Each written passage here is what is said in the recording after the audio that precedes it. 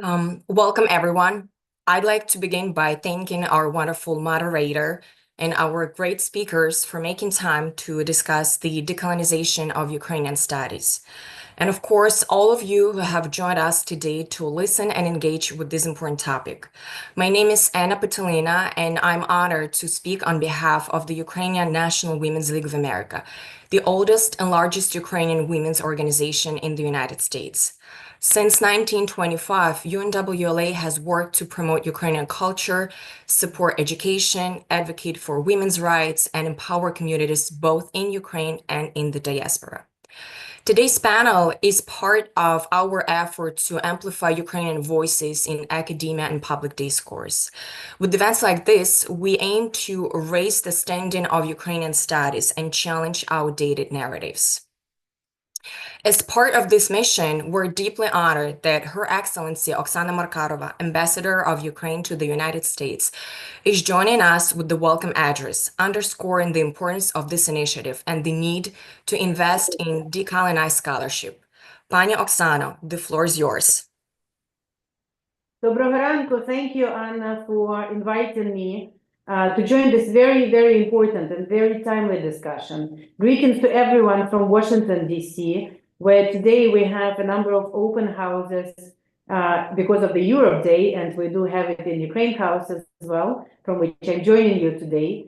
And it once again underscores how important it is to decolonize the Ukrainian studies and to teach and share the truth about Ukraine, Ukrainian culture, and Ukrainian history.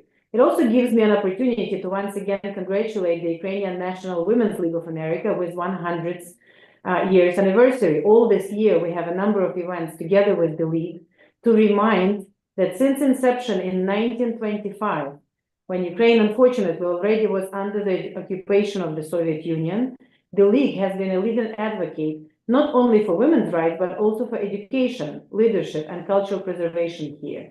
And together with other very important Ukrainian diaspora organizations in the United States, it really played a key role in already sharing that truth in the previous century. Now, the Ukrainian American organizations have created Ukrainian Institute in New York, opened Ukrainian Institute of Modern Art in Chicago, and Harvard Ukrainian Research Institute in Cambridge. There are other initiatives and other very active group working. And of course, the League did not stay aside all of those efforts. And in 1976, thanks to the leadership and dedication of the League, you have opened the Ukrainian Museum in New York, which became one of the very key elements of decolonization of Ukrainian arts and history of Ukraine. Now, today, as you know, Ukraine fights on multiple fronts. And as our brave defenders defend Ukraine on the front line and everywhere in Ukraine, the disinformation, weaponization of history, appropriation of our culture, and denial of our national identity remain the key avenues of Russia's criminal war against Ukraine. For decades, American and Western academics was primarily focused on the studies of Russia. And I would argue that belated recognition of Ukraine as economic discipline had detrimental effects on the national security of the United States and our Western friends in general. If it wasn't the case, the full-scale invasion would not demonstrate that the understanding of Ukraine was lacking. How many people were debating that Ukraine will fall in 3 days or 3 weeks? How many people did not know that a nation of almost 40 million people in the middle of Europe will never surrender? How many people, for some reason, disregarded Ukrainian nation as small, although we are one of the largest in Europe, or irrelevant? All of that we need to change, not only for the sake of Ukraine, but also for the sake of the United States and all of our friends. So the decolonization of Ukrainian studies remained the key element of our efforts at the embassy and efforts of Ukraine in general to restore historical justice and also to deny Russia any claims over Ukraine because they are false. So to promote the greater knowledge about Ukraine, as you know, our First Lady already in 2021 has started very important two programs, Ukrainian bookshelves and Ukrainian language audio guides in the world's leading museums. Today, we are proud to say that already 100 Ukrainian language museums, audio guides, have been opened in 50 countries. And US is no exception, of course, to that. And today, the First Lady already donated 55,000 books to 230 Ukrainian bookshelves in 55 countries. Last year here in Washington, D.C., together with American National Academy of Sciences, we organized a conference that focused on this very issue that we are discussing today, the promotion of Ukrainian studies in the United States and globally. At the conference, the First Lady started another very important initiative, which is called the Global Coalition of Ukrainian Studies. And that coalition aims to unite all existing programs that have Ukrainian studies, but also, and maybe even more important, to inspire other universities and knowledge centers in close cooperation with other members and with us diplomats to start these programs in their universities. And today, believe it or not, we have received already 70 applications from universities worldwide. Now, we, of course, do a lot here, and for us at Embassy, this is one of the most important elements of our work. In March, I was honored to open the inaugural studies at the Notre Dame universities. Just recently, we have started with Georgetown University's Welsh School of Foreign Service, a new program, and when it's established, it will have a fully functioning Ukrainian Studies chair, and there are other efforts underway which we will be informing. These are just a few examples of our diplomatic efforts to advance and help in the decolonization of Ukrainian studies, art, and history here in the United States. We're still at the beginning of this very important path, and each discussion like today is very important, not only to unite all the scholars globally, but also to share awareness and help each other to see what can we do together in order to be effective on that path. Because only together we can create more programs, only together we can share more, and only together we can inform the world more about Ukraine, which is going to be great for us, but it's going to be very useful for all of our friends. So, Slava Ukraini! Thank you, all the women that I see on the screen and everyone who I do not see on the screen, but who participate today in this discussion. And let's join the forces and let's be successful. And let's next year discuss how much we have been able to achieve and set new ambitious goals. Thank you and have a wonderful discussion. Heroям Slava, and thank you very much for those powerful words. And we are truly grateful to you for highlighting the importance of work that has been done by Ukrainian cultural and educational institutions. One of the most effective ways to counter misinformation and the legacy of Russification is through education. And that has been said. That's why during today's discussion, we will raise awareness of how Ukrainian voices have been historically suppressed. We will talk about practical steps to strengthen Ukrainian studies programs and advocate for curriculum changes at universities. And hopefully, will equip all of us to better respond to anti-Ukrainian rhetoric in academic and public spaces. Without further ado, I'd like to give the floor to our moderator today, Evgenia Kuznetsova, Ukrainian writer, translator, and researcher, who will share more on why decolonizing Ukrainian studies matters now more than ever, and introduce our panelists. Evgenia, please take it from here. Hi, everyone. Thank you for your introductory notes, and thank you for shaping this discussion, and thanks for organizing this very important discussion on decolonizing Ukrainian studies. So I will be moderating today's discussion, and first of all, I'm honored to introduce the speakers.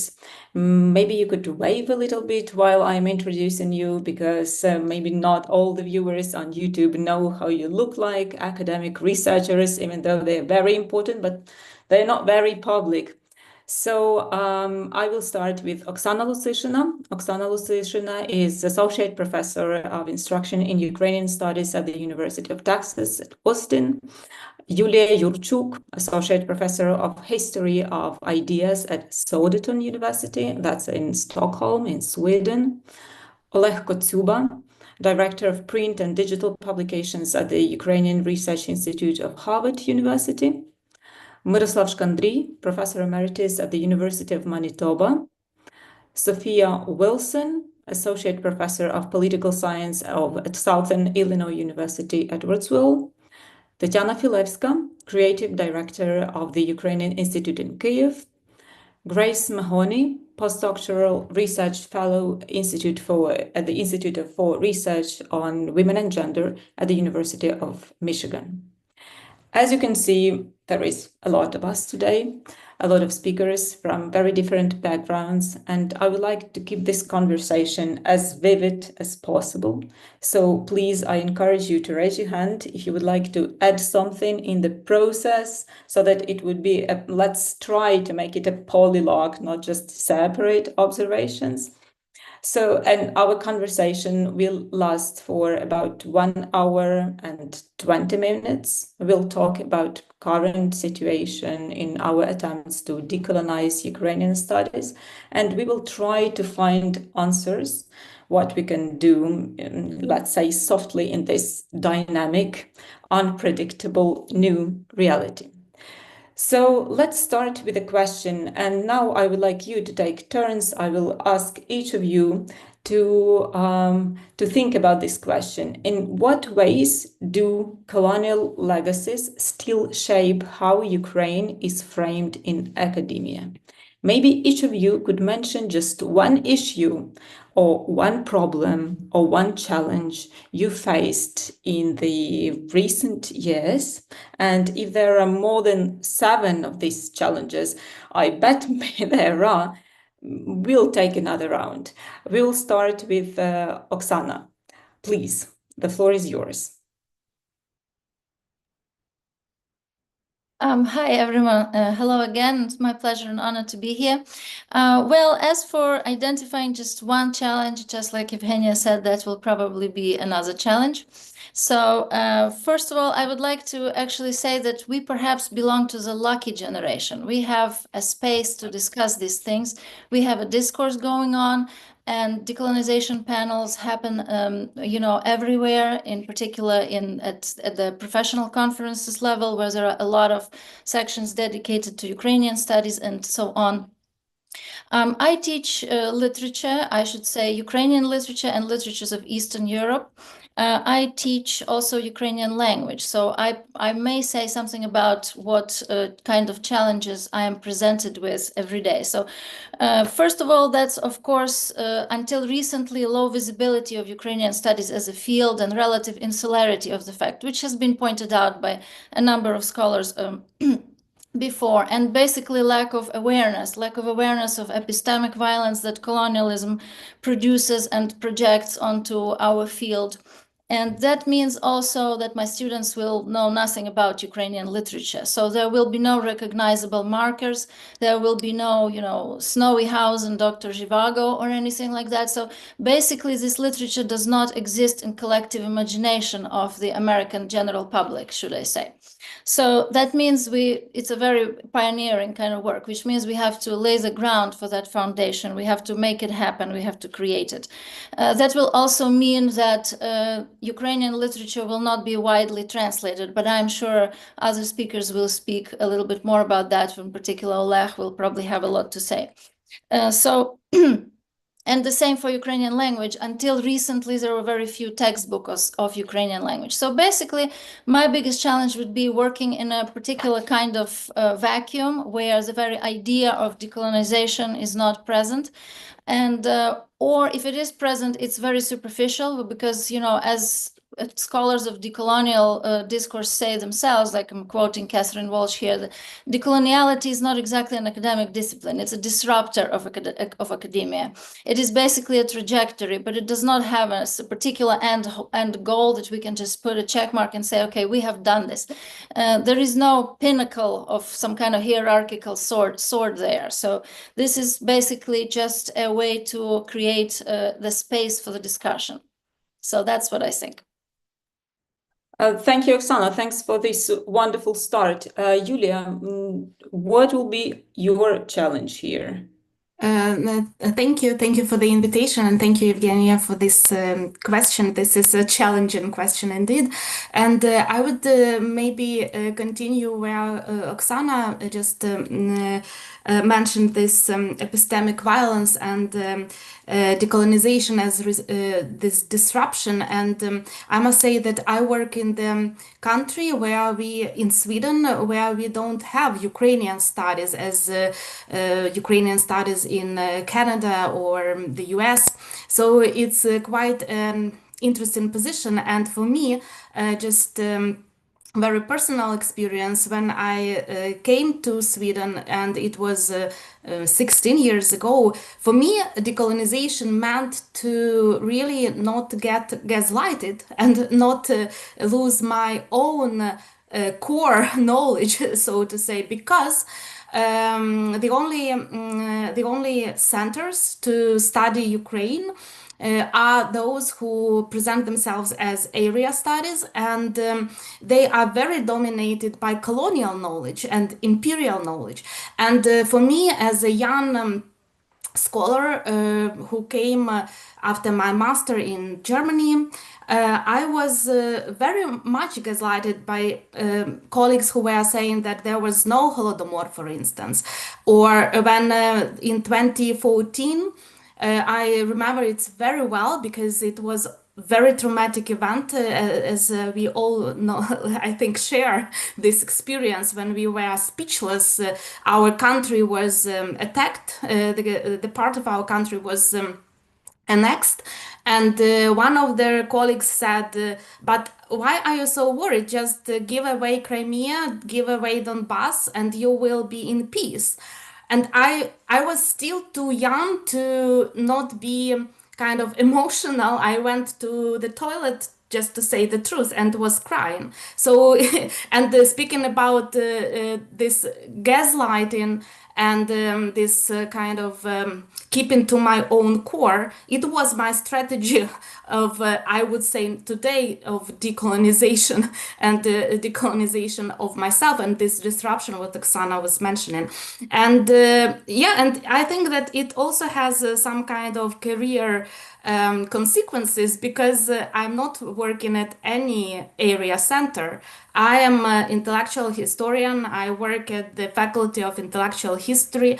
I still work on Ukraine. I write research on Ukraine, about Ukraine. But in order to have this autonomous self, I had to leave the space of area studies, I would say.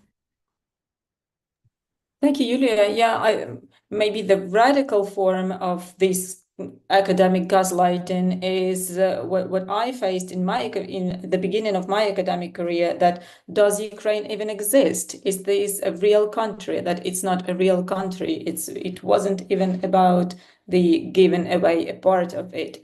Olesia, maybe you could share your challenge here.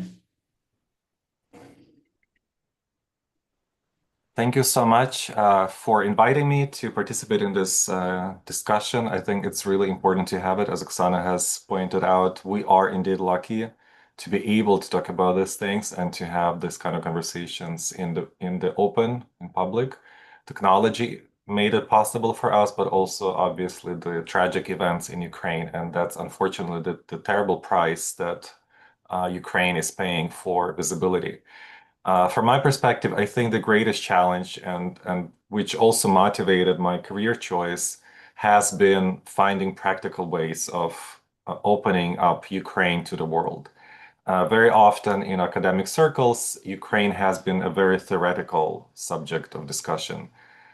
We would be talking about this writer or another, about this particular historical figure or another, but for people who are not familiar with Ukrainian, who do not read Ukrainian, there was no way to actually convince of the quality of the exceptional, high quality of those writings themselves.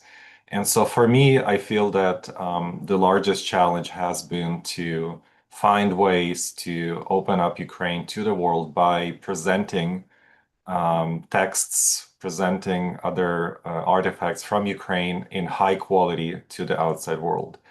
And of course, that's a very costly undertaking. It has to do also with relying on very well-educated, very experienced people. And obviously, all of that takes a tremendous amount of investment, something that has been lacking for the last 30 years. And I feel that if we don't start changing that, then we may face another similar situation in a few decades again. And so a lot of my work in recent years has been directed at speaking with organizations that have been engaged in raising funds for Ukraine, in providing humanitarian aid, as well as other donors, and convincing them that we need steady, continuous investment in Ukrainian studies, in Ukrainian culture abroad. And so whatever that may constitute for organizations like Razom for Ukraine or Nova Ukraine or United Help Ukraine, Hugos Foundation, and many others that currently provide vital humanitarian aid to Ukraine, my simple argument has been that very similar to what NATO does with its members, requiring them to commit a certain percentage of the country's GDPs to defense, to self-defense. In a similar way, these organizations should invest a set percentage of whatever they raise annually to supporting Ukrainian studies and Ukrainian culture. And in my view, only then we would be able to have strategic planning. Only then we would be able to say, okay, we need to have the entire Ukrainian modernism translated at a very high quality, produced well, distributed well, advertised, marketed, and so on. And the same with the Ukrainian classics, with the Ukrainian, the 1960s, and so on. And of course, the challenge then is, how to convince people. I've had some success. I hope that some people that are watching now will kind of consider this argument again, and that we'll be able to convince them. Because beyond, so kind of this is just the first step in laying the foundation. We have to provide these materials to get people interested in what Ukraine has to offer.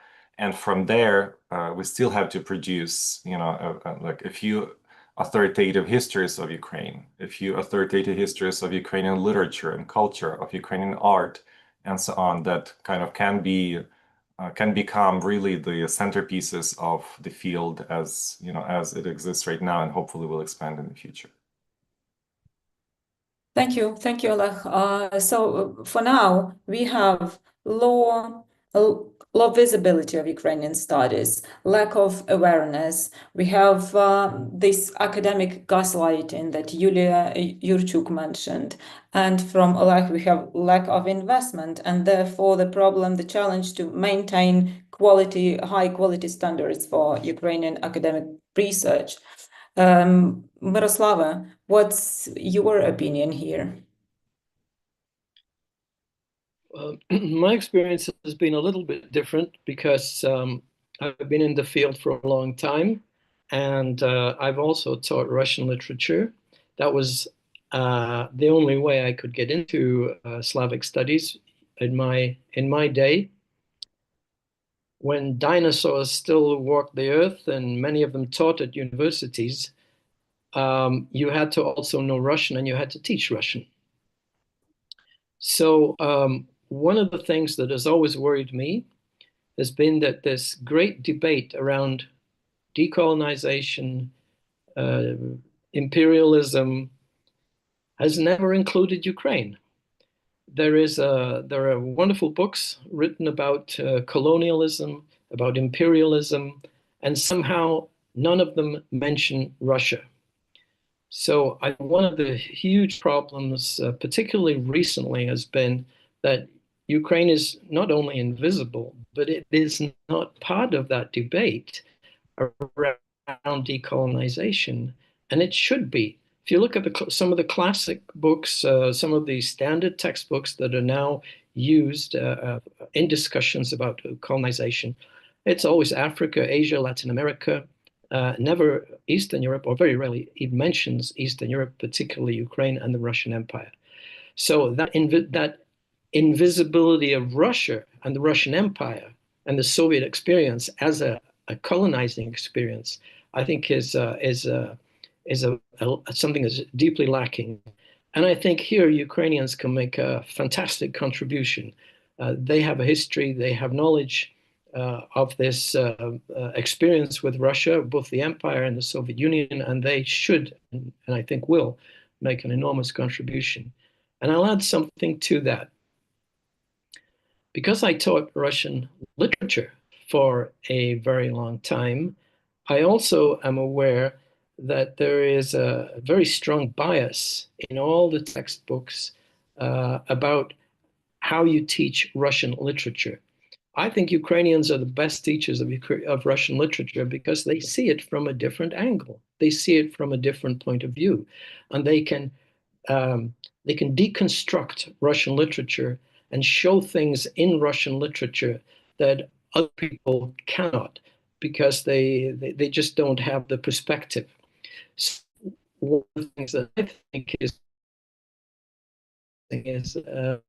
a reform of the way Russian literature is taught, not just Ukrainian literature, but Russian literature, because in many departments, the two are there together. They are twinned. They are not separate silos. One could add Polish literature, one could add East European literature, and there has to be a way of dealing with the Russian presentation of its literature that highlights the colonial, the imperial perspective. So those are the things that I would highlight. Thank you, Miroslav. You have touched the question that I was planning for later, but maybe I will just voice it so we could all think about it. Is you said that Ukrainians are the best teachers of Russian literature, and there is very vivid debate in Ukraine right now whether Ukrainians should engage in Russian studies at all. So maybe just keep in mind this question, and we will talk about it later. Sophia, we would like to hear from you now. What's your challenge in terms of decolonization of Ukrainian studies? Thank you very much. Thank you for organizing this panel and inviting me. And I'll speak as a political scientist and start with a little example, as I want to emphasize and sort of repeat a point that made by Ambassador Markarova and Dr. Yurchuk as well, Yulia, about the dismissal of Ukraine as a nation. And that is prominent not only in the academia, but because it is so prominent in the academia, it becomes very prominent in the media. So here's an interesting example. On the very first day of Russia's full-scale invasion of Ukraine, I was invited for an interview at the St. Louis TV station, and I was explaining. So the question I was asked were about Ukraine conflict.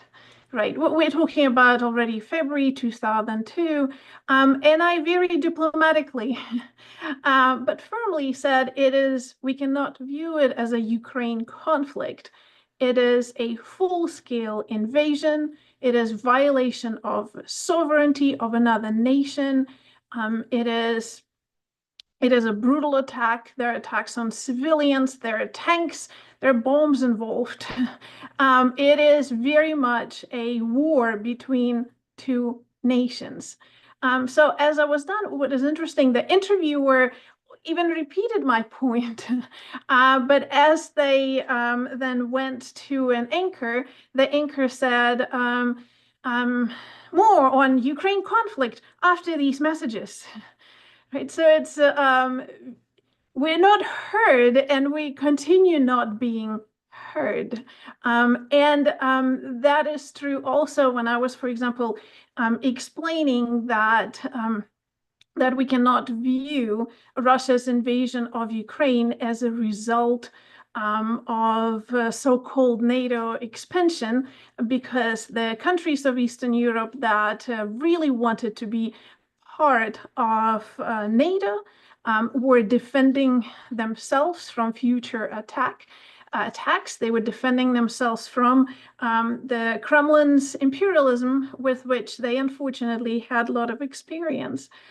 And with that, so therefore, NATO in general is not a threat to Russia, but very much a threat to Russian imperialism.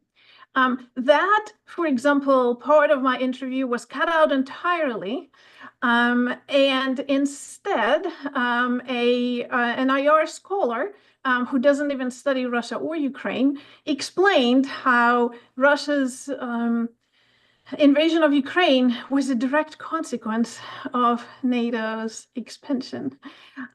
So that is just a couple of examples, right? That the dismissal of Ukraine as a nation is very much a reflection of a long-going narrative promoted by Russia, where Ukraine is denied its identity as a national identity. It's denied sovereignty, but it very much, of course, existence of Ukraine's sovereignty.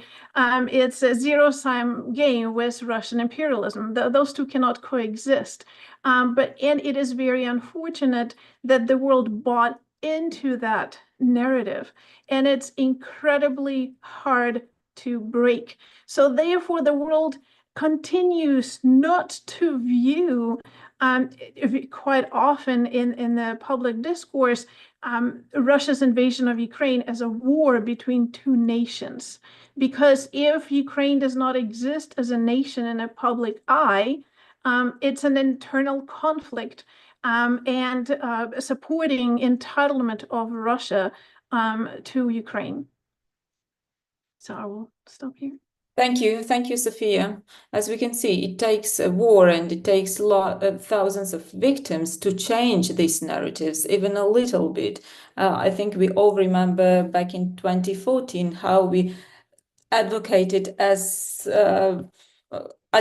for Kyiv, not Kiev, and it was very difficult. And some prominent German media have started to use Kyiv instead of Kiev just a year ago or 2 years ago. Even it took them even another year to realize that we have to finally decline that imperial way of naming Ukrainian status. So Ukrainians had to deserve and to defend even their way of naming their own toponyms. Tatiana, maybe you could add some Ukrainian perspective here. What's the challenge you are facing? Hello, everyone. And I'm honored to join this discussion, and I'm really sorry for the noise. I'm in Venice for the opening of the Ukrainian Pavilion at the Architecture Biennial, and we have a public discussion running right now, so I had to leave, step out, and it's Saturday evening in Venice, so it's quite noisy here, and I don't have anywhere to hide. I actually feel like I have two hats here in this conversation. One would be my affiliation with the Ukrainian Institute, which is a public institution responsible for cultural diplomacy, affiliated with the Ministry of Foreign Affairs. And part of our activities are dedicated to academic studies of Ukraine, so Ukrainian studies, and some of you might know about the Coalition of Ukrainian Studies that was launched last year. But I think I would like to start this conversation from my second role and affiliation as an art practitioner and an art historian who's been working a lot with history of avant-garde in Ukraine, and in particular Kazimir Malevich, and more of like my artistic practice as a curator, as a manager. Actually, I would like to start with a case. In 2022, here in Venice, we launched a public conversation about decolonization of art, and I'm holding a publication that just came out a few weeks ago. We presented it. I brought it back to Venice, where it started. We tried to actually frame this conversation about Ukrainian art in generally. Where is it? Who is, talking about it? Who is learning it? What is the language that describes it? And I think, like, there are many, of course, aspects and many of the points that mentioned by my colleagues earlier, very relevant, but I would like to emphasize just a few things. So first of all, obviously Ukrainian art is a blind spot. So there was nothing between Moscow and Warsaw until 2022 for most of the world. I think in 2012, MoMA did a huge research on the history of Eastern Europe, and it's a huge volume of more than 1,000 pages. And between Moscow and Warsaw, there is just like a white field with nothing. So, of course, it means that we were not connected. We were not involved in any conversation, even about history of the region of Eastern Europe. And there are, of course, many reasons for that. But when we start this conversation, how I feel it is we get into the Ukrainian ghetto. So we're trying to talk about Ukrainian art with the international community, but we end up talking to the preached to the converted. So we are talking to those who already did something. And it's really hard to convince those who never knew anything about artists to start actually learning something and converting into, and opening their agendas to Ukrainian art. So I think the Ukrainian ghetto is a huge challenge. And there I see also a different problem that I always tell to my colleagues in Ukraine is that we do have to do a lot of homework that we still haven't done. And it's about many things. It's about working with the archives. It's about integrating our knowledge, our scholarly work into the international agenda.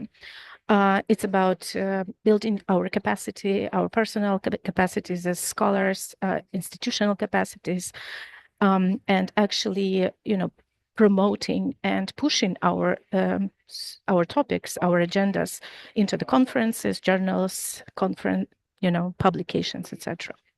I'll stop there. Thank you, Tatiana. Thanks for your perspective. And we have Grace. Grace, would you like to add something? Do you have some challenge in mind that wasn't named yet? Sure. I would just like to, first of all, thank you for the opportunity to be here, and, build a little bit on what my fellow panelists have said. Everyone has made excellent points, and think just a little bit about what I've observed more recently in our field, especially the Slavic, East European, Eurasian studies field, this area studies that we've been talking about.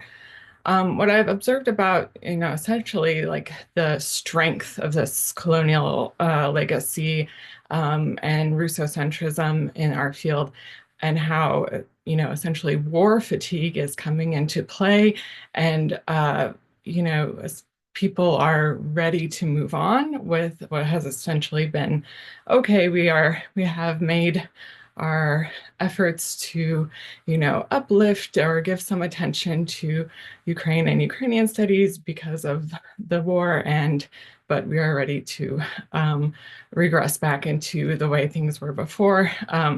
For them, it's not a regression, right? We just want our platforms back. And so, observing this when in 2022, even though it came at this great, tragic and painful moment of the full-scale invasion, thinking this would be a time when when the field would be, reconsidered and there would be dramatic change. We're not seeing that in the way that we wanted. So, building especially on what Professor Skandri was saying, how thinking about how within the field, the CEAS field, within area studies, we can work on this, but also thinking broader interdisciplinary, how we can get Ukrainian studies into greater frameworks of post-coloniality, decoloniality into these studies, because I think when Ukrainian studies, discourses of Ukrainian studies are there, not only are they research networks, but they are solidarity networks. And this comparative studies will help attract more scholars to our field and create more sustainability for Ukrainian studies moving forward as hopefully the war ends soon and we move into a new phase for the field.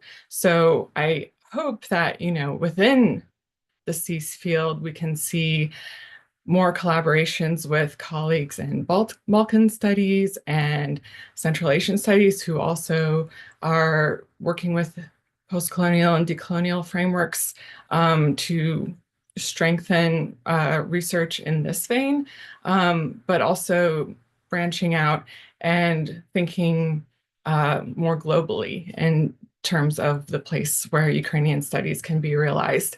And of course, emphasizing the diversity of, Ukrainian studies. It's not an ethnocentric, that could be a misconception of Ukrainian studies to people from outside the field, but that Ukraine is, and the study of Ukraine involves the study of many peoples, many languages, many traditions, and it's a critical and complex place, and that the study of which has a lot to offer scholars and researchers and students from different area studies. Thank you. Thank you, Grace. Thank you, Grace. I think you've made a wonderful point here, and it's not very pleasant to us, the situation when we have been given stage for some moment, and then some academic institutions, donors, and so on, they just told us that, okay, let's get back to normal. Let's get back to Russo-centric studies back.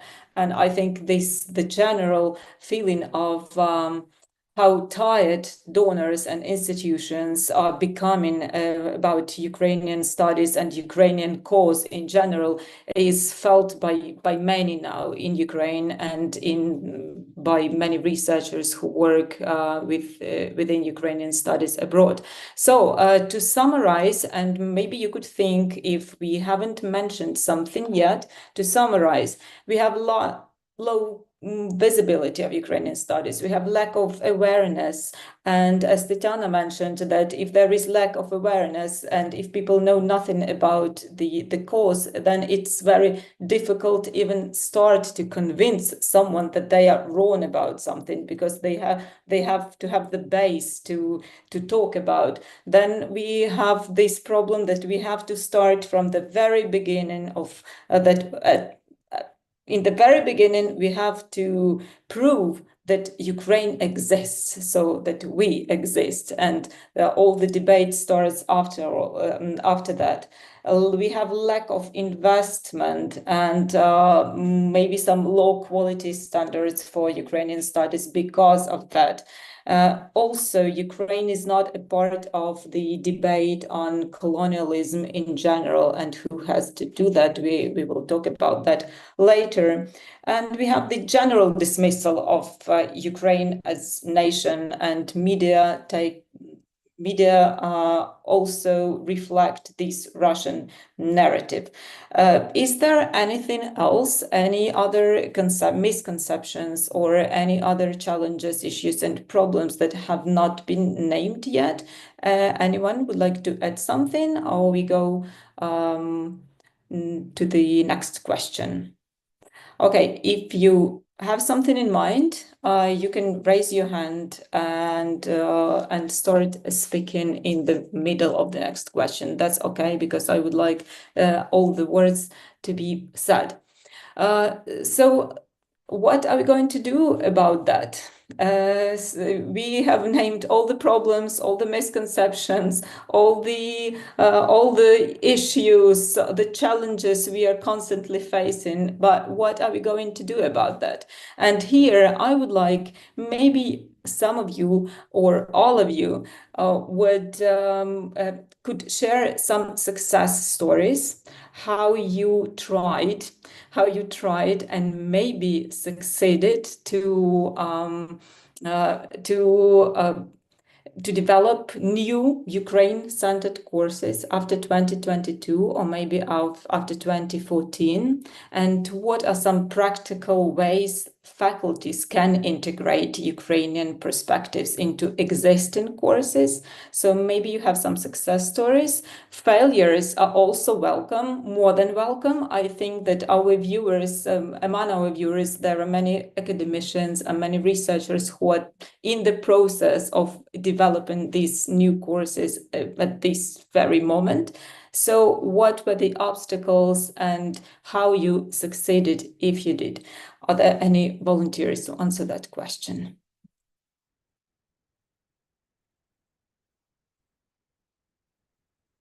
Yeah, Oksana, please go ahead. Yes, I can volunteer. I teach a number of classes that deal not just with Ukraine, but with other regions.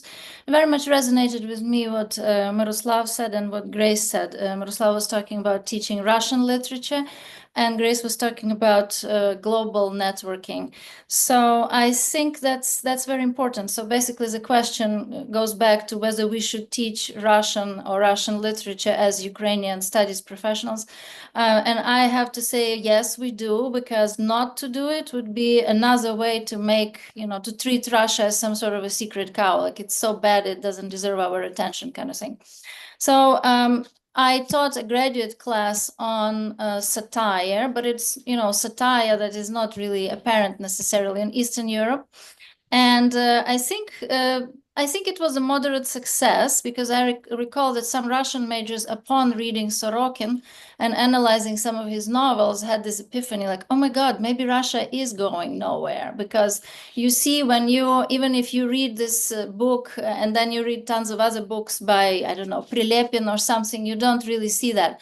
But if it's a course that's curated, that specifically targets the language of propaganda and how it is thwarted and what it is doing, exposing the language of propaganda is actually a huge challenge, because it can come in many forms. We imagine that it's something so apparent that it's just, you cannot miss it, right? But you can miss it. Even very intelligent people can miss it.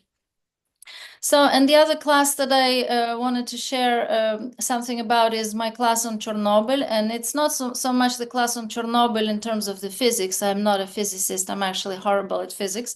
But more like discourses around Chernobyl. So we do watch the TV series. We read some books by Ukrainian thinkers. We read Serhiy Plokhy. We read Svetlana Alexievich. We read some novels and stories that deal with Chernobyl. And in terms of the pedagogy, I staged a debate with my students where each group had to target a specific discourse. For example, the Soviet officials, or the people in the West who react to the disaster, or the Ukrainian people who react to the disaster, and Ukrainian officials, because in Plokhy's book, it is obvious that there was a conflict. There was not the same view upon this problem. And my students did a great job. They got so into it. And it was interesting how to show them how discourse speaks through us, what it does, and how we start identifying with it.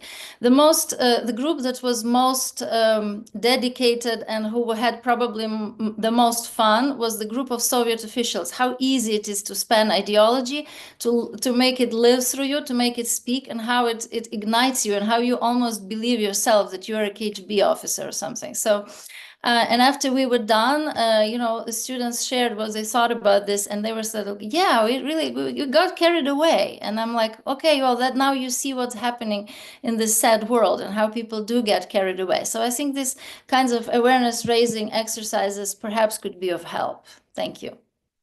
Thanks, Oksana. Yulia, go ahead. Yeah, just listening to Oksana, I've got ideas what was good.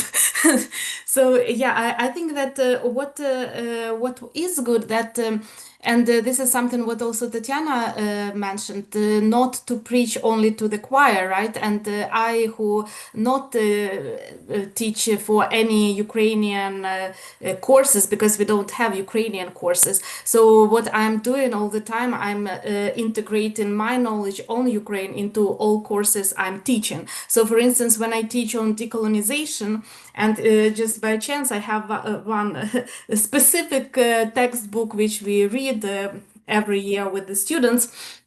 And the authors here, they specifically mentioned that they won't speak about Soviet Union because there was no this capitalist core problematic there, and because there was no race problem in the Soviet Union. And I am just dismantling this and saying, look, there were all these problems also in the Soviet Union. And it brings a very interesting discussion specifically on this part of capitalism, non-capitalism, that colonialism, imperialism are possible without this capitalist component. And I think this is what we can do when we discuss decolonization, decoloniality, and this more theoretical level. And the very simple example, when I teach Enlightenment, I always speak about Catherine II. And of course, all the literature mentions how she supported Voltaire, Diderot. And then I'm just mentioning that this is a kind of propaganda campaign, because this is how she disguised what she was doing in Poland during that time, what she was doing in Ukrainian territory at this time. So, and this is just very like very short examples, and also an example of this solidarity networks. I wanted to mention Ruta network, which we together with some colleagues from all over the world really. Initiated last year, and this year there will be the second conference in Carpathian Mountains, which will bring together the researchers from all of the countries which are involved, so from Baltic states up to Central Asia, let's say like this. And also I see all this as a kind of epistemic disobedience, as I call it, because this is something what makes this disruption, what Oksana mentioned, possible, that we are doing it. It's not like up to somebody else. This is us scholars who can do this very small things, and these things are possible. These things are available. Just to really about this integration of what we can into what is available there in the courses. Thank you, Yulia. So if I understood you correctly, that Ukrainians not just can get involved into Russian studies, but they should do that in some cases at least, right? Did you understand? Did I understand you fine? Yeah, I think so. I can't see Yulia, but just, okay. Grace, you raised your hand. You had something to add. I would just share a bit about my colleagues, mostly at University of Michigan, and the work that they've been doing to integrate Ukrainian studies into their courses. So like many universities, we've been able to host scholars at risk from Ukraine, and we've been able to host several of them since 2022.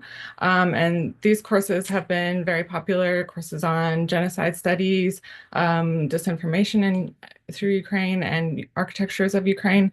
But then also, and hopefully we can host them for as long as possible, but in a more sustained fashion, courses that are taught annually by tenured faculty now have been including Ukrainian materials. So for example, course Russian Literature of Empire, now on the syllabus Bela Gvardia, White Guard by Mikhail Bulgakov, but also Shevchenko's Kafkas, right? So these are really important. This text especially is very important Ukrainian decolonial text, and that will be, taught regularly moving forward. That's Professor Olga Mayoreva's course.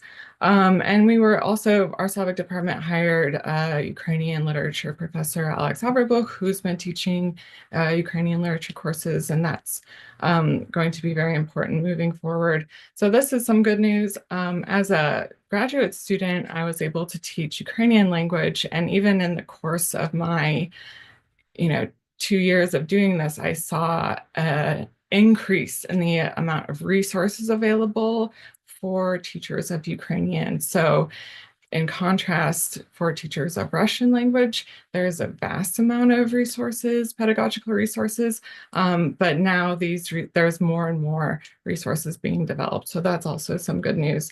And as the editor for the series of contemporary Ukrainian poetry with Lost Horse Press, Something I would like to do is create teaching guides for our books and maybe like teaching packets. And this is something that can be maybe done with other works of translation to help get Ukrainian literature integrated into syllabi and course material in English, courses, etc., not only specific, Ukrainian literature courses.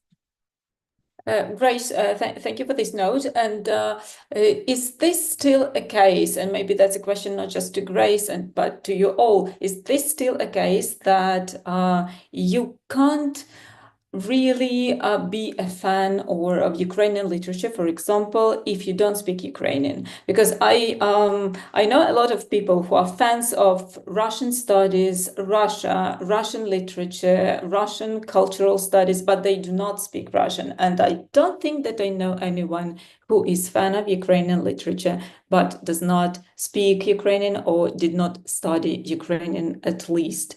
Yulia, you raise your hand. I'm getting more and more optimistic because actually what is going on in Sweden, because in Sweden there is almost no translations from Ukrainian, and because sadly because of the war there are more and more translations from Ukrainian into Swedish, and just a very short example that in 2022 there was only like Zabushko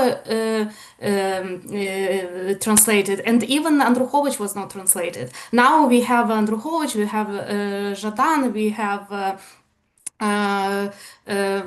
many other books. We have like recently Victoria Amelina's book translated. And also what is I think important just to mention that because I have very good contacts with the people who are not in area studies but who are in literature, in history, and very often I do some public lectures, and I always mention Ukrainian literature, like Ukrainian writers, and sometimes I get this feedback from my colleagues, oh, we included some Ukrainian writer into our course on, for instance, course on literature and war, where Ukraine was totally absent. But then they realize that, oh, but why? And then they sometimes ask which literature would you recommend to include. So I think that this kind of bridges, it's really very important, and we shouldn't underestimate it, because this is where the students are coming who are not interested in Ukraine, who are not interested in the area which we are interested in, but they get to know Ukrainian literature by this kind of not main entrance. Thank you, Yulia. Olaja, you have something to add? Yes, I'm just going to build on kind of what other people said, and I think it's important to recognize that we have made a lot of progress in many areas. And so kind of what it takes now is whether or not we're able to make it institutional. And that has been the kind of the difficult part, because to establish new positions or to kind of expand the reach of Ukrainian literature and culture, history, etc., it takes a tremendous investment again. And so kind of we're circling back to the same question, whether or not there is institutional investment. In terms of achievements, so what we have been doing at our institute, we, for example, launched the initiative of Ukrainica, the so-called primary database of Ukrainian studies, where we do precisely that kind of integration of Ukrainian materials, so both documents, literature, hopefully also films down the line, and other materials into kind of broader thematic fields. And so what that means is that we would do the work of categorizing Ukrainian works, either documents or fiction, nonfiction, etc., by certain categories, and then allowing the interested faculty to integrate that directly into their courses as a case study, right? So if someone is teaching a course on kind of the urban culture, for example, they can now use Podmohelny is the city, and we can actually also recommend secondary sources to them along with that. So that's the kind of strategy of expanding the tent. And I would like to thank our partners at the Ukrainian Institute Kyiv, who were the ones that supported this initiative. That's right. And kind of saw the vision behind it. And of course, the other achievements are that we now have, so we have a series of Ukrainian literature as well, as does Lost Horse Press, which is, I think, very valuable. That kind of what that does, beyond just making available certain literary works, it creates a baseline for other publishers. And I know this from working at a publishing house before, that very often if we get a Ukrainian project, quote unquote, right, the Ukrainian project for that press, they look at financial data. There are databases that track sales across the world for each title. And usually publishers ask those people who approach them with a project, what are the comparable titles? And then they look at those comparable titles and see what the sales numbers are. And so if sales do not support, financially taking on a project such as that, then they will not touch it. And so what we are doing now, so sales are different from different titles, right? We're still working on certain things to improve marketing, distribution, and so on. But already we have a baseline. So you can say, okay, this book sold, 1,000 copies. That book sold 300 copies, and so on. So suddenly we have that to compare. Yeah, I think that's, and the third initiative that I wanted to mention as kind of, positive thing is that we have been working also on building the pool of qualified translators to help us. And the reason for that is that English today, at least, we don't know what's going to be in the future. Maybe Chinese is going to be that language, but for now, English is the lingua franca of our time. And we have noticed that if a work is available in English, then it's more likely that it's going to be picked up in other languages. That's an example, for example, with Valerian Podmohelny, the city that you kind of see behind my back that we just released in a pre-release sale. For example, the Italian publisher reached out to us, asked to see the translation, and only after that made the final decision, to take on the publication in Italian. We had crossover successes also in Germany, for example, and so on. But in order to achieve that, you need qualified translators. So translators who are not just going to translate it correctly, but in such a way that it stands on its own legs as an artwork. And that is a very hard standard to meet.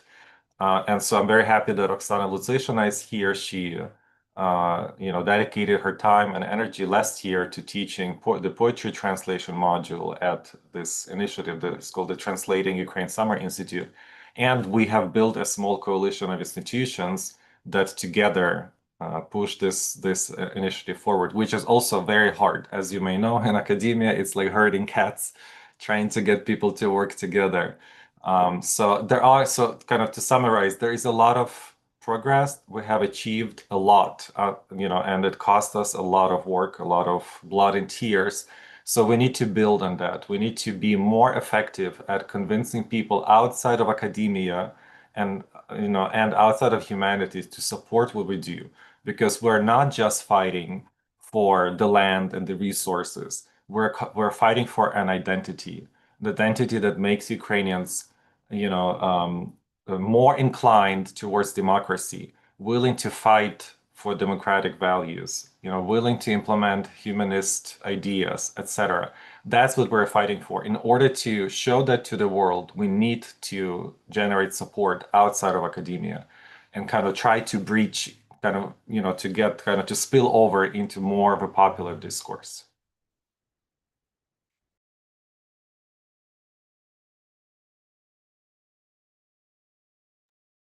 Zhenya, you're on mute. Unmute yourself, please. Yeah. Sorry.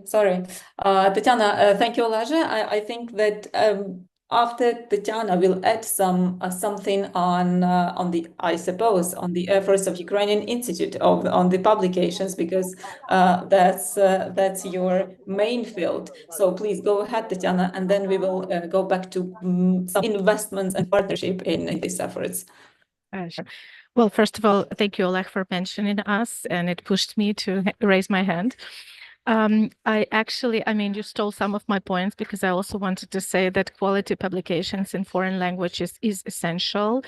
I mean, that's why we are trying to do these things, you know, that are not, I mean, we're not a publishing house and we're not an academic institution, but working with cultural diplomacy, we understand that these things are the foundation, the basics, because we cannot, even in the Coalition for Ukrainian Studies, we cannot persuade universities to launch courses or, you know, add Ukrainian studies into their programs if they don't have sources. So sources are essential, more good sources.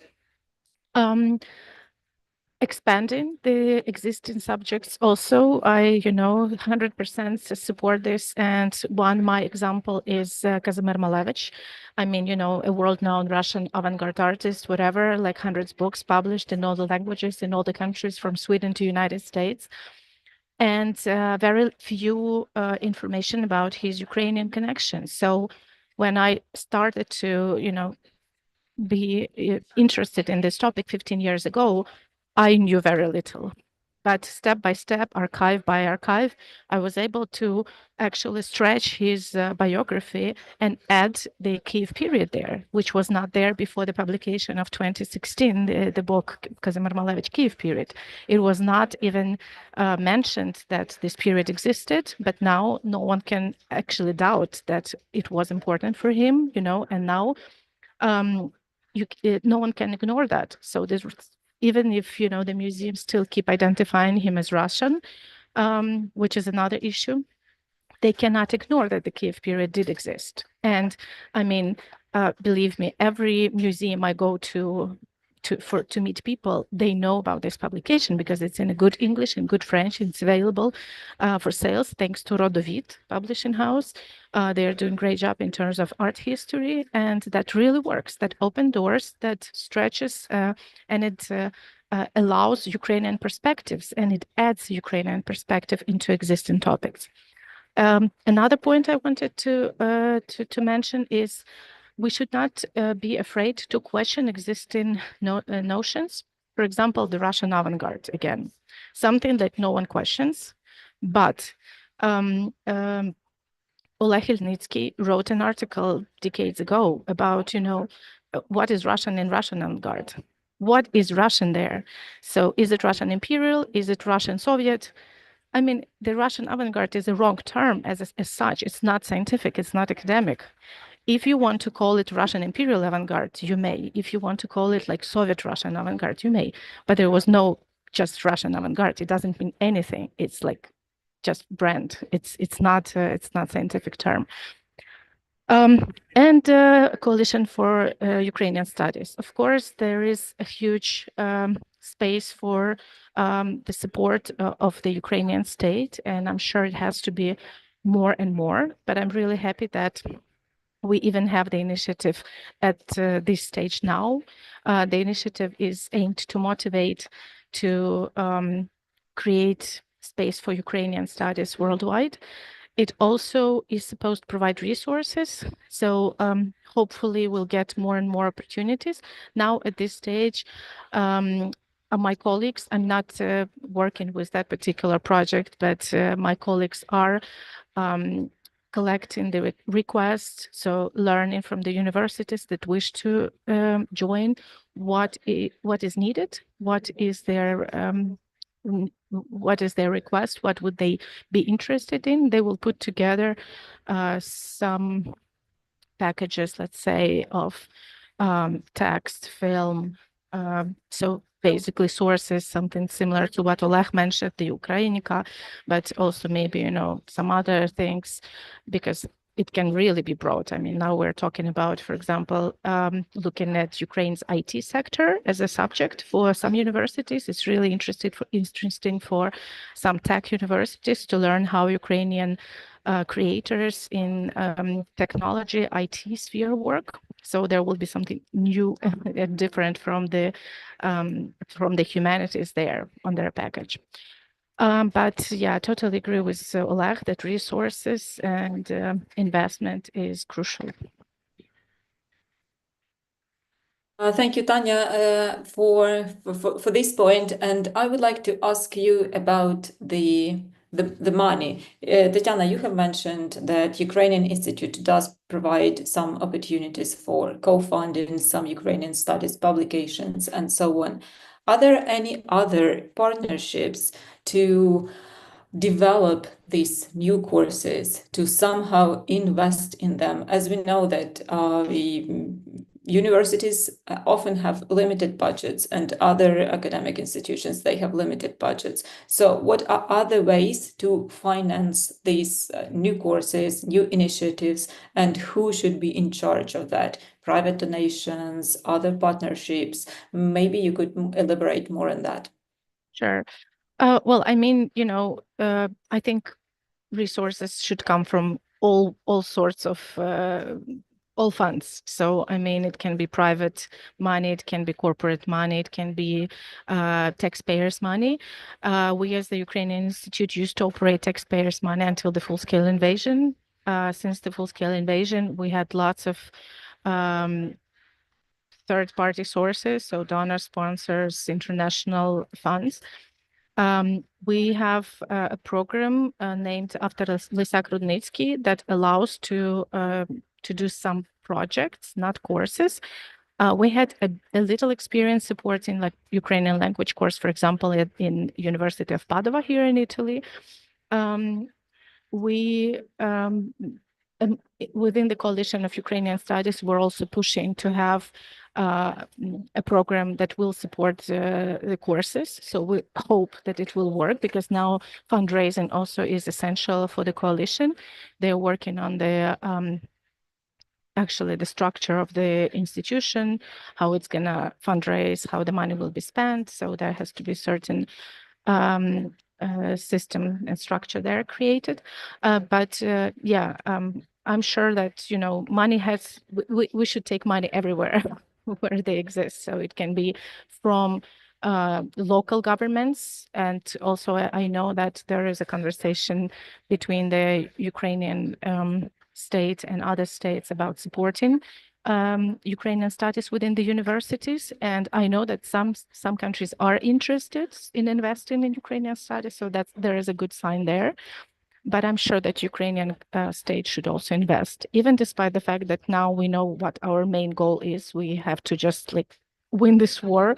We have to continue existing, and that's why the front line and everything that has to do with the army is essential. But as Oleg mentioned, this is a war for our identity, so we should not forget and continue practicing our identity through culture and through science as well. Thank you, Tatiana. Do you experience the deficit of Ukrainian researchers while you are developing these courses, while you are doing that? Because I know the cases when good news, a new course is established, bad news, a researcher with the background of Russian studies is immediately hired to teach that course in Ukrainian studies. So there are such cases. So what's the problem? Is this just some misconceptions or lack of awareness about Ukraine and Ukrainian studies in general, or is there a real deficit of Ukrainian scholars? Yulia, you have something to say. Yeah, I want to mention that, for instance, at our university, we have a special program because of the war for Ukrainian scholars from Ukraine. So we have 6 scholars who came to us in 2022, and they came for 3 years. So soon, step by step, they will leave.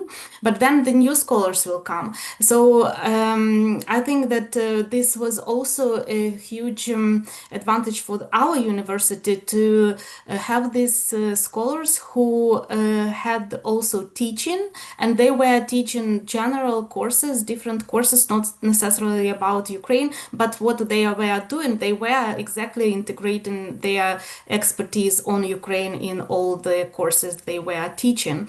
But of course, I want to be very optimistic about seeing someday the chair of Ukrainian studies in Sweden. It would be great, of course. It will generate a lot of knowledge, but just also I want to mention those people, those scholars from Ukraine who fled the war. They also contribute a lot into the knowledge production process. Olesia, you have something to add? Yes, so I wanted to contextualize this a little bit. I don't know if you're familiar with this um, concept or the argument that Paul Magachi has been making, that there is actually an overabundance of Ukrainian scholars or scholars in the field of Ukrainian studies. And that's, of course, it's a provocation, obviously, right? An intellectual one. Because objectively speaking, we don't have enough scholars in Ukrainian studies because we know how understudied everything is. And I know it from my own PhD, whatever you touch, you kind of entering a new field. You basically have to build from scratch. There is no publications in English. There's almost no quality publications in Ukrainian, right? And so you have to kind of research everything. You're opening new terrains wherever you step. But at the same time, given the institutional setup, we are producing too many specialists because they are unable to find jobs after they finish. And so the reality is that we need to create more positions for recent PhDs to transition into the professional field. So give them like 2-3 years time to just work on their first book, because kind of having their first book published is key to being competitive on a market where they have to actually compensate for this colonial situation in which Ukraine finds itself as a country of study, and participate in the job market that is simultaneously shrinking as well. So the humanities as such are shrinking. The social sciences, as we know, Yulia will be able to comment more of it, is also in a difficult situation right now. So jobs everywhere are very hard to find. And so we need to think outside the box here about knowledge production today. And so in some situations, this may mean going outside the universities and producing knowledge outside of universities. So publishing books, etc., while not being part of an academic institution. And that's possible, right? As long as you have access to materials, to libraries, and so on. And if you are able to cover your basic expenses, right, and not worried about your existence, about your survival.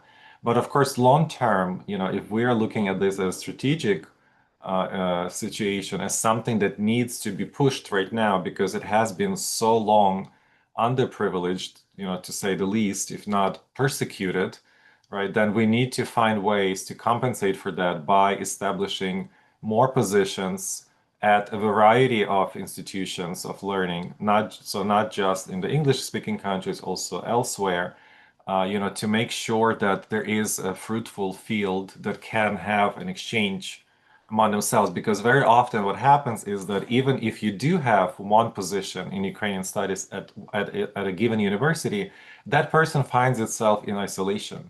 They have no one to even kind of interact with on a daily basis and run their ideas by, about the research, talk about the problems that they face, maybe some research issues, etc. So they then need that kind of fruitful milieu that they don't find at in their institutions. And so that's where, for example, institutions like the Shevchenko Scientific Society could step in, because essentially the society has turned from being something very local, so New York based, to a scholarly organization that allows Ukrainian scholars in Ukrainian studies, broadly speaking, interact with each other, transcending the borders of their own academic institutions.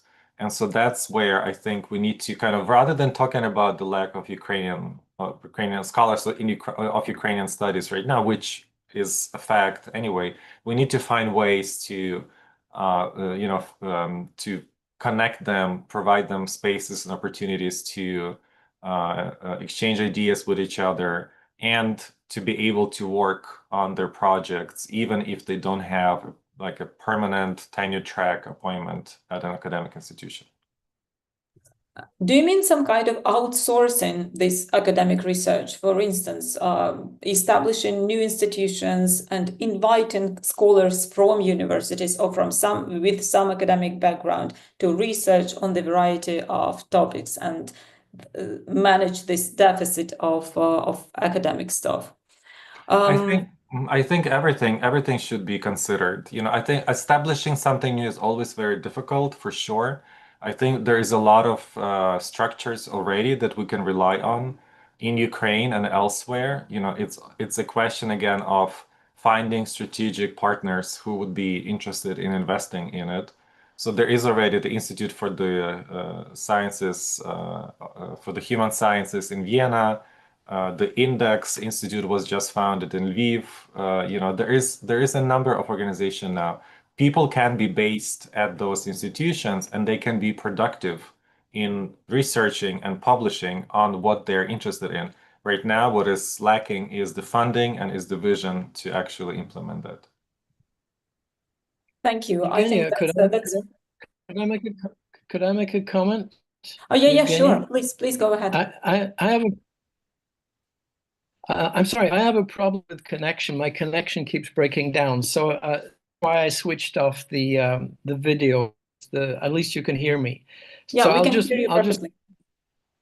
I'll just make a couple of brief comments. I'm in Poland right now, and I watch the TV every evening. Every evening, for 1 hour, they talk about the Russian disinformation campaign, how it works. They make fun of the Russian commentators.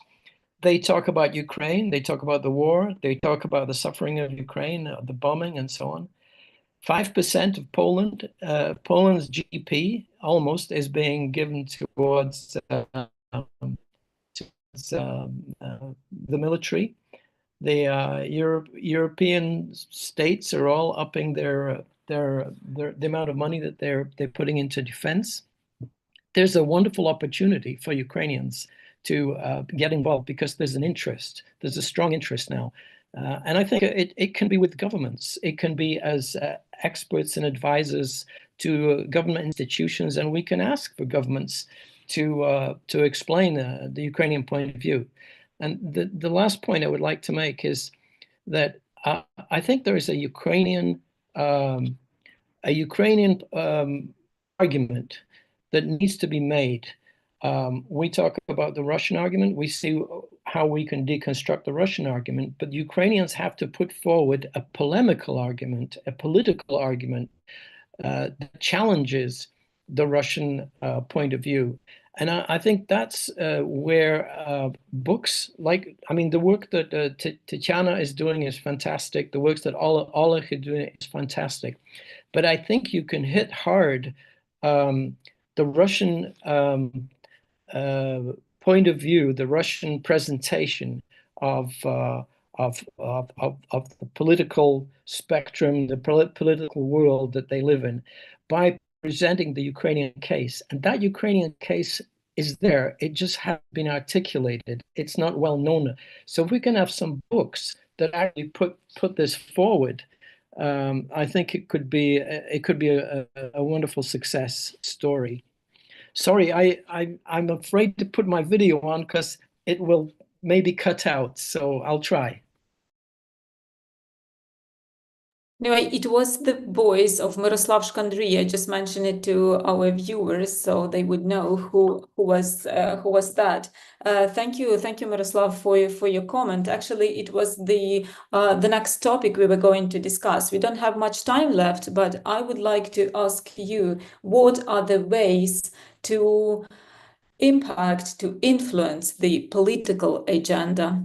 within the academic community. We all know that Ukraine expertise is now very much needed, and it's interesting that you have mentioned Polish TV. Sometimes watching TV and reading news about Ukraine is quite painful, because we see that the level of Ukraine expertise is really low, because some people just say that, okay, my mom is of Ukrainian origin and that's why I can talk about Ukraine. So what are the ways for academic community to share your expertise as established researchers? Are you speaking to me, or do I have? Well, of course, you're welcome to share your views, of course, but if anyone else has... I'm going to just have to switch off in a moment, because I'm afraid this will break, my contact will break down again. I'll just mention that there's this Russian malware in our brains. It's in the brains of Russians, but it's also in the brains of many Western scholars as well. We have to challenge that Russian malware and explain how it works and why it is effective and why it has to be removed. There are many people now who are quite interested in this because of the situation in Ukraine.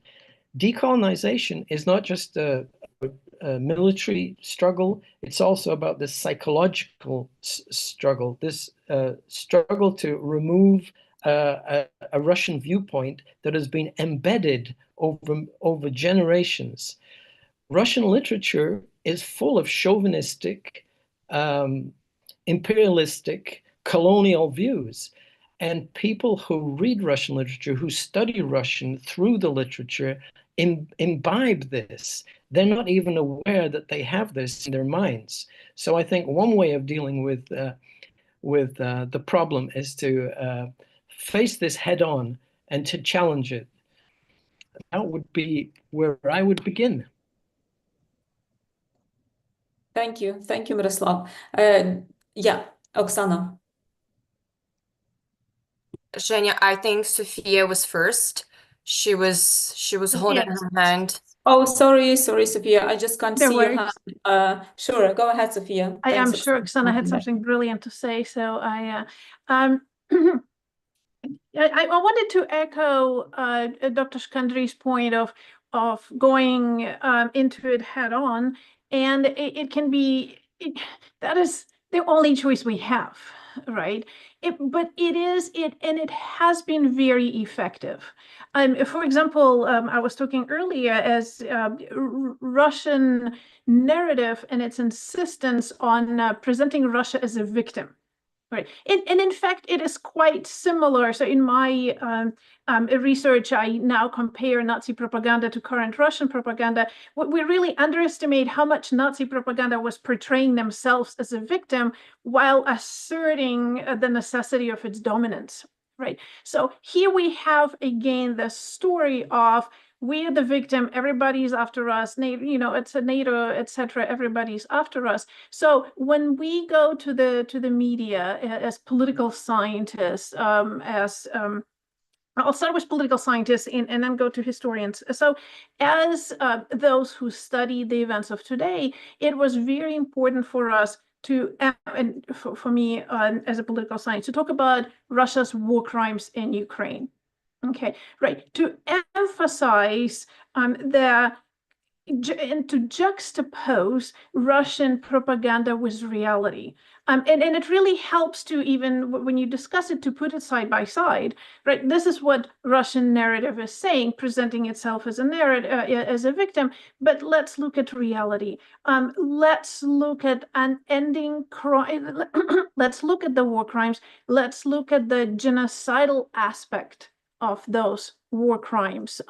Let's raise more awareness about the children that were kidnapped by Russia. And we still don't know the number, right? We was speaking of, it's perhaps 100,000 or more Ukrainian children that were kidnapped that were by the Russian forces that are trained in special camps where they are pre-programmed and where their identity is being taken away. So more and more, kind of, again, echoing Miroslav's point here, is we have to face it head on, and we constantly have to remind people of reality.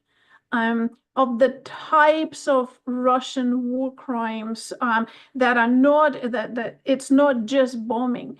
It includes drone safaris where Russian soldiers, just for fun, follow Ukrainian citizens that they can reach on Ukrainian territory and simply follow them, and sometimes throw explosives on them, right? So getting into the realities of this war, and yes, providing numerous examples that show us that Russia is absolutely not a victim, but an aggressor.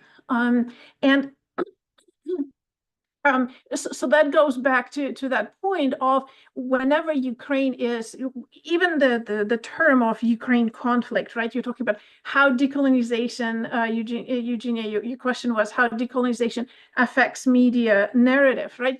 Even the question, the use of terms Ukraine war or Ukraine conflict, it's a very often used in a way of victim blaming. Right, that they say, how does Ukraine, in a headline, the war is even admitted, oh, how Ukraine conflict affect gas prices. So then Ukraine is the one to blame for the gas prices, for all kinds of problems. So it's always reversing. It's not only going head on, but constantly, so again, on this decolonization and media narratives, is outlining that, not falling for the Russian narrative, because very often the questions in the media are constructed from the point of view of the Russian narrative. What is NATO's role, right? Or what is U.S. role in the fact that Russia had to attack Ukraine, right? Even the way the questions are phrased. And so it's very important to apply this decolonization or post-colonial framework to rephrase the questions and to point attention to the fact that Russia is the aggressor, and the way it fights the war, and there are so many war crimes that you can't, even if you start listing the types of war crimes, you just run out of time, right? But showing that these types of war crimes attack Ukrainian national identity and they're very much an existential threat, that's what puts back on the table that Russia is an aggressor, and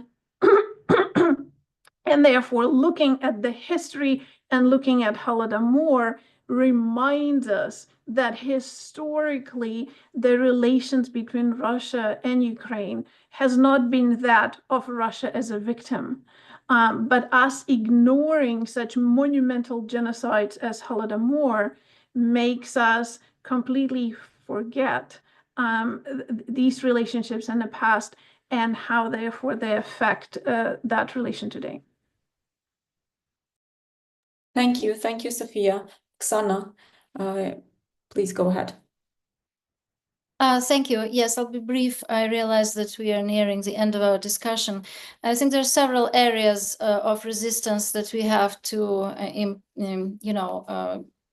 apply. So first of all, we have to, as Sophia said, use this comparison juxtaposition. For example, I cannot begin to tell you how many times I'm labeled as a post-Soviet writer, for example, and I have to say that, well, actually it's the same as you would call all the German writers right now post-Nazi writers or something like that, and people are not aware of it. So, and this juxtaposition brings it home. So, and then another point is that even within academia, within decolonial decolonial, post-colonial studies, we still have to basically fight for our place there, because oftentimes these things belong to the English department, and the English department in United States, it's not the English literature, but it's philosophy and cultural theory and stuff like that. So whenever you say that you're also doing something post-colonial, decolonial, they don't necessarily understand what you have in mind, because they have never learned about Russia-Ukraine relationship in this within this paradigm. So they're only thinking about global South, and it's actually a very real problem, because whenever I open my mouth and I say that I'm doing Slavic studies or I'm doing Ukrainian studies, people just don't understand what exactly we are doing. So we have to build these connections between disciplines, between different departments, and basically to be as interdisciplinary as we possibly can be, because people think that area studies is, you know, kind of like this stereotypical view of women's studies. It's like, oh, you study women there? One of my degrees is from women's studies, and I also heard it countless times, and then people start laughing. So Slavic studies is probably something like some exotic dancing and eating some borscht, maybe, I don't know, wearing a nice sarafan. So that's the kind of attitude I have observed. So, and my last point is in terms of how to disseminate this knowledge is political advocacy. So this is especially important to mention, considering that the organization that brought us all together for this discussion is the American Association of Ukrainian Women.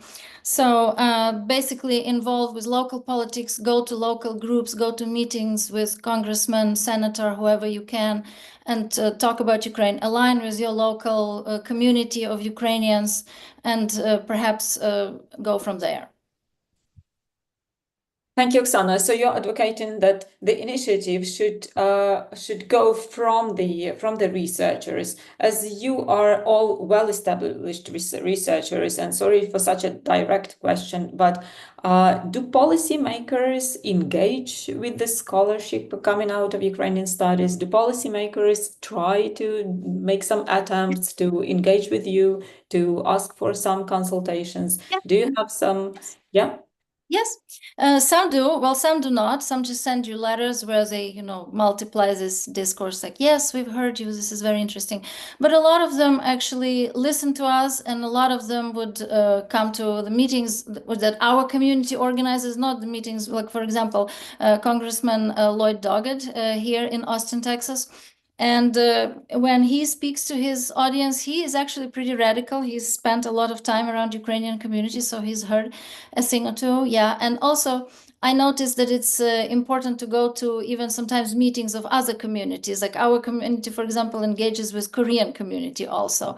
I was once invited to the Jaipur Literary Festival that took place in Houston. They have these little festivals that go around different cities. So the audience was mainly from the Indian community, and they were also very interested. They never thought that the word colonialism could apply to Ukraine and to Ukraine and Russia war.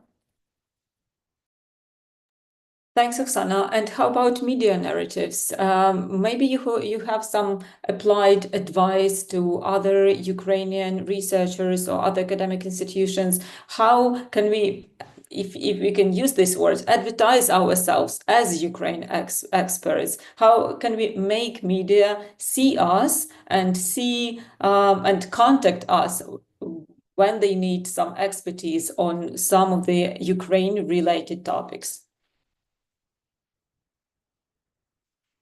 Well, this is a very painful question, because unfortunately, the only times that I was sought by the media was in relation to some new atrocities that happened during the war. Then they would think, okay, we need somebody from Ukraine who could comment. Or it would be also within academic community, or sometimes within the writing community. But you know, as for the other venues, I think I'm not sure what else I can recall right now. Thanks, Oksana. Julia, you have to add something. Yeah, I think this is the most painful question in a way, because I would say that I have very good experience with other audiences. I do a lot of public discussions, lectures, and all kinds of people are coming from like pensioners to students, school children, politicians, and I work a lot with different NGOs, and they invite politicians. So I see a lot of communication there.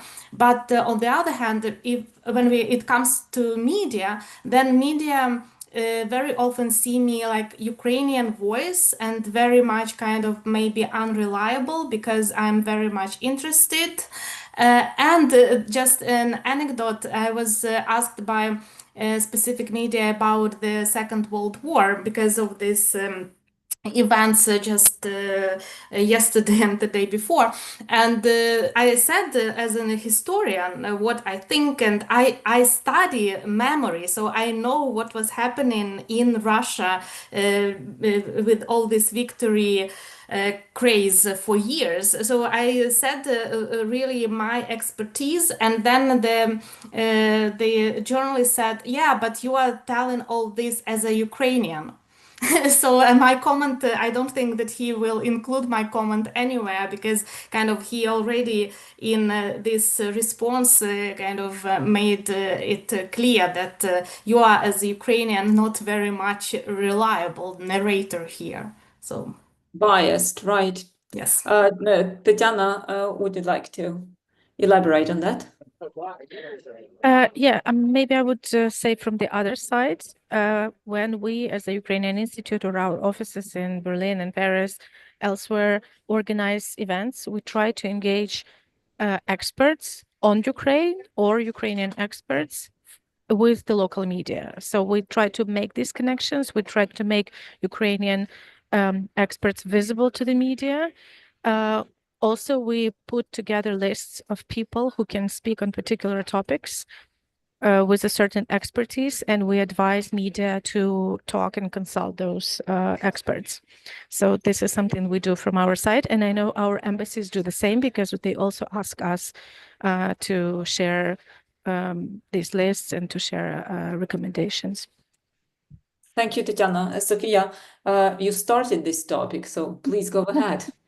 I very briefly just wanted to add that actually working with your university can be very effective and probably the most effective one because your university is interested in promoting scholars from your university to represent, to be represented in the media as an expert. And so you can reach out to the marketing department in your university and they actually know multiple ways of reaching out to the media, something I didn't know before the war, but the chair of my department reached out to the media, to the marketing department, and they said they were surprised because they obviously were looking for an expert, but for some reason they were looking for an expert in the history department.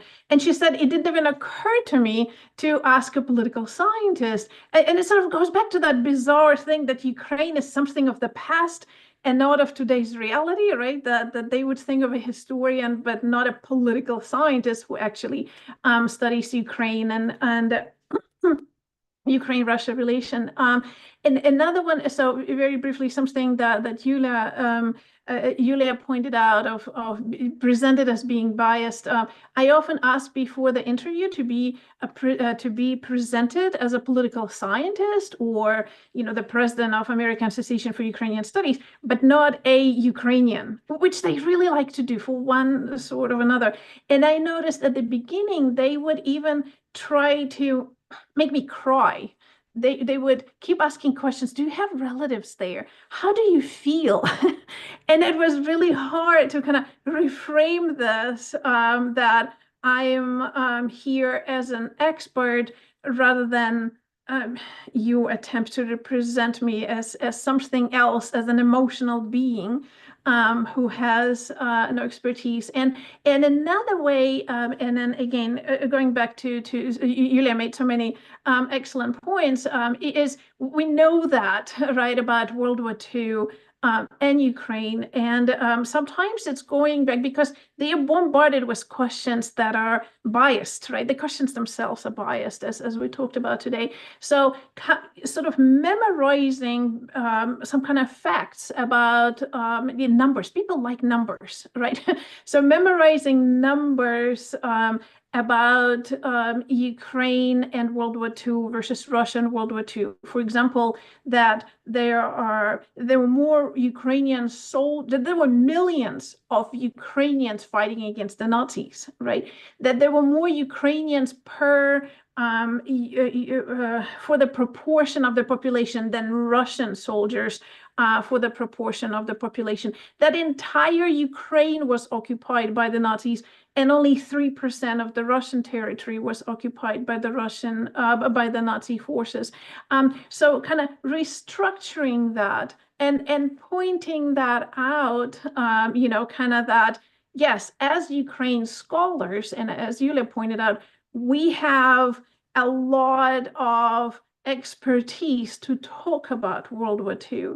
And the role of Ukrainians defeating the Nazi Germany, as Timothy Snyder likes to point over and over, that there were more Ukrainians fighting against the Nazis than British, French, and American soldiers combined. And he's not scared to point it out over and over, because every time, whichever audience you talk to, people get surprised. So it's kind of reclaiming our expertise and our authority on the subject that is very important. And there are always tricks we need to remember and how to, and coming ready, so then you're not disappointed during the interview. Because I promise my last point, what I noticed when the interviewers or the journalists I talked to, they're very friendly. I found they don't mean it against me or against Ukraine, but they tend to repeat something they've heard before, such as the NATO trope. Right, that is something, what I bring into the table is new, and they're scared of new.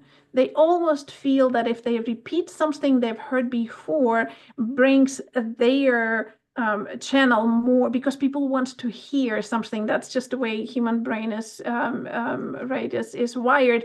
We want to hear something that we've heard before. So it's coming in prepared and thinking how to weave in those false narratives and very often genocidal narratives, Russian narratives about Ukraine, and then reverting them back to the truth and making it relevant to the audience.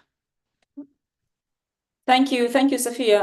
Actually, it was a perfect point to summarize. I think we are running out of time now, and just to round up, we have to, as researchers, you have to engage with policymakers, you have to engage with media, you have to think how to pack academic knowledge into media narratives that would be okay for wide, big audiences of the big media.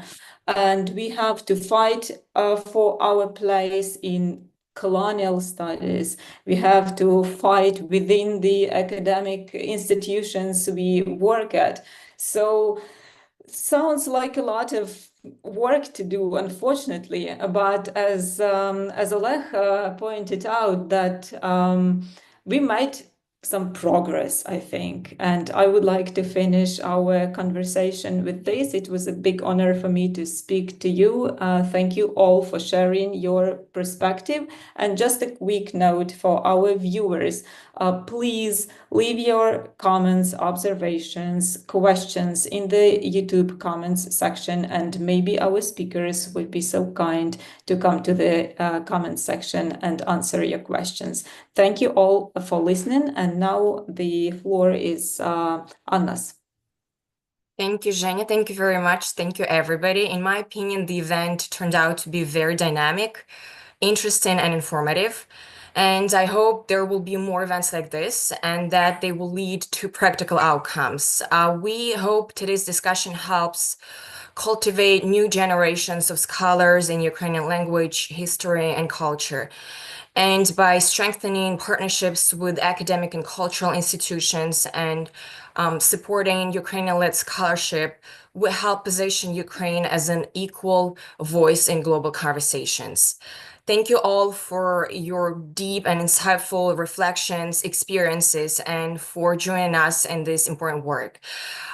We also invite you to stay connected with UNWLA and follow up on upcoming events, resources, and collaborative opportunities. And together we can continue building momentum for change. Good luck, everybody. And everyone, thank you again.